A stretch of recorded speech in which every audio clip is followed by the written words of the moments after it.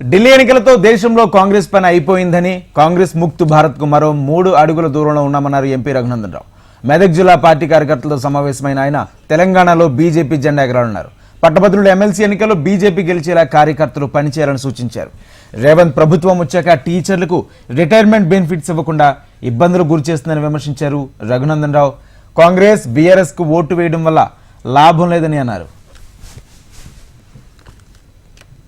నరేంద్ర మోడీ గారు మొట్టమొదటిసారి ప్రధానమంత్రి అయ్యాడు. అప్పుడు కూడా ఢిల్లీలో 7 సీట్లు ఉంటే 7 ఎవరు గెలిచిరు? మనం 3 సార్లు 7 ఎంపీలు మనం గెలిచినాం. ఇది మన చరిత్ర.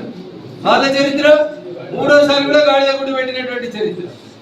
2015 అసెంబ్లీలో 0, 2020 అసెంబ్లీలో 0, 2025 అసెంబ్లీలో 0. ఇక వాళ్ళు ఢిల్లీలో కూర్చొని కథలు చెప్తారు. అందుకని దయచేసి మీరు అందరూ కూడా ఆలోచించారు. ఈ దేశంలో కాంగ్రెస్ ఖతమైపోయింది. నరేంద్ర మోడీ గారు కలలు కన్న కాంగ్రెస్ ముక్త భారతదేశానికి 3 అడుగుల దూరంలో ఉన్నాం. 14 నెలలలో రేవంత్ రెడ్డి గారి కాంగ్రెస్ సర్కార్ దాదాపు 8,000 మంది రిటైర్డ్ అయితే ఒక్కరికి కూడా రిటైర్మెంట్ బెనిఫిట్ ఇవ్వాలని దాకా ఇవ్వలేదు కాంగ్రెస్ సర్కార్.